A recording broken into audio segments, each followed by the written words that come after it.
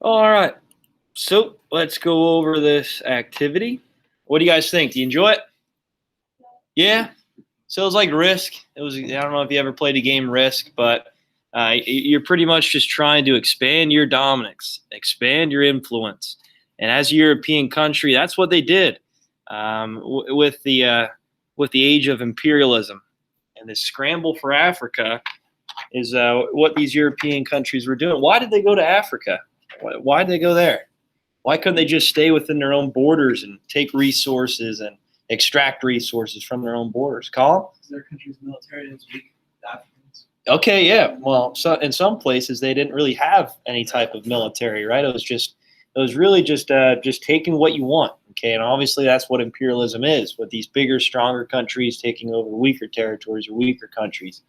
And I hope you had fun with that. It just really shows how representative it was with these European countries and relatable when they're going down to Africa and claiming these territories and countries for their own to extract these resources and really expand their influence.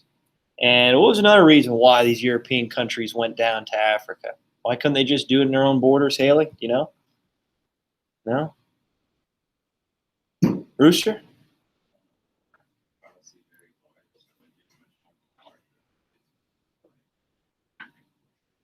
Yeah, exactly, right? So, for instance, Great Britain. Great Britain was probably the most dominant power at the time during the 1850s, okay? And let's face it, you think they have a lot of resources, a lot of materials here in this island?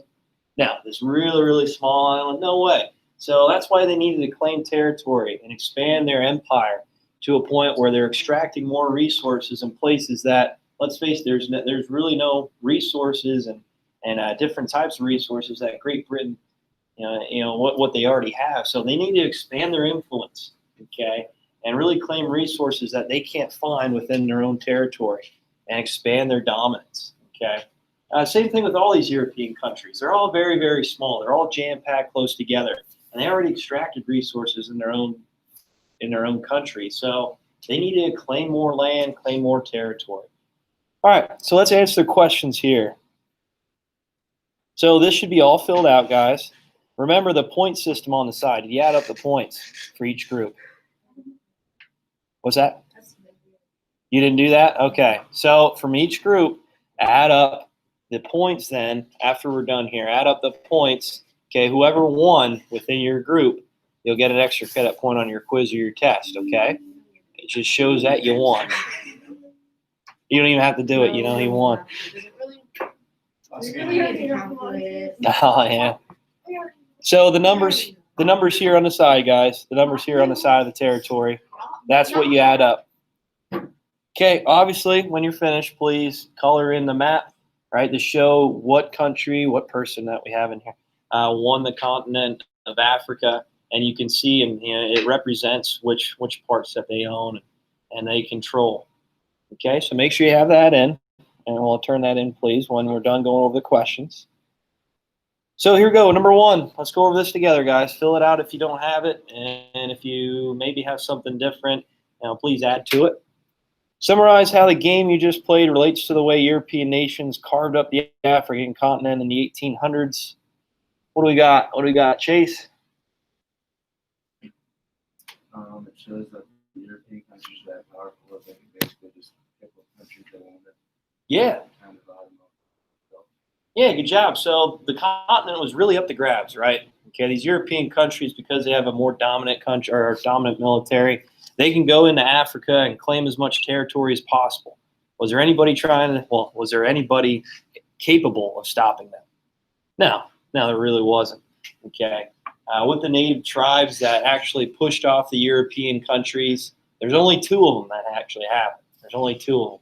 And realistically, there are territories and land that European countries thought, well, what's the point of even going there? And why should we even attempt to try to take this over? We're not going to get much resources from it. Okay, so good job. So it was really up to grabs. We'll talk about the Berlin Conference here soon and how that was really set up to try to prevent warfare between the European countries as they're all expanding down in Africa. It was like a race. How much territory can you claim? And how much resources can you grab? Obviously, there's no one there to really stop them, okay? So this game represents it really well, especially with rolling a dice. Okay, whoever has a higher number, well, you got that territory. Okay, there's really no communication among that. And with the African tribes, go figure, they weren't invited to this meeting, this conference. Okay, they didn't really have a say in which territory would belong to them.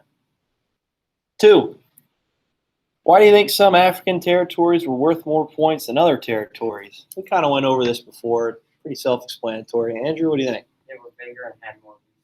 Yeah, good job. They're bigger. Okay, they had more resources, and depending where they're located, right? Okay, so if they're located next to a waterfront, okay, if they're located next to a river for transportation, that's key. Okay, you're going to have more points set up. Okay, it's going to be worth more.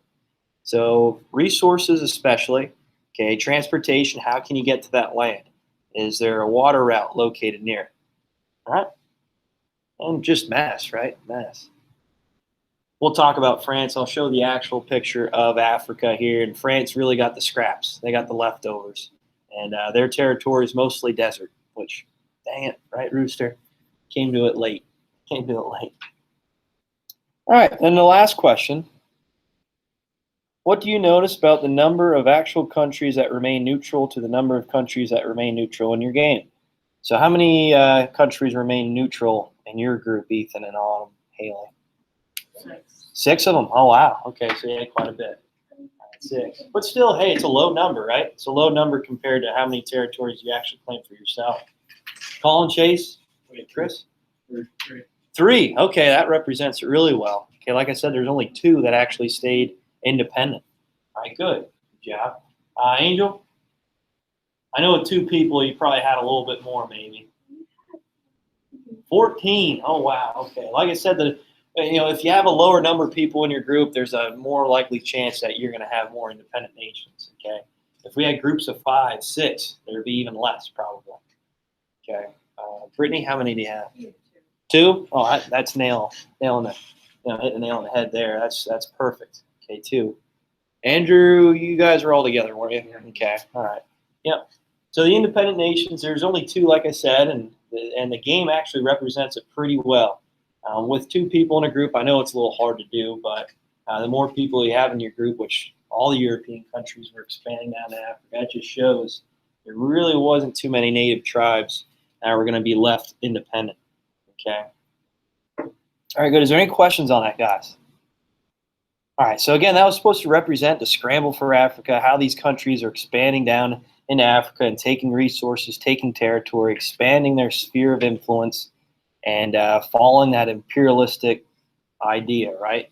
Okay, bigger, stronger countries taking over weaker territories for personal gain, right? And to expand their empire. And that's really sets the stage for this chapter and moving into World War I. Is there any questions on that, guys? Any questions at all? Yep, add up your points. Okay, like I said, I want to know who won, and I'll give you credit for that.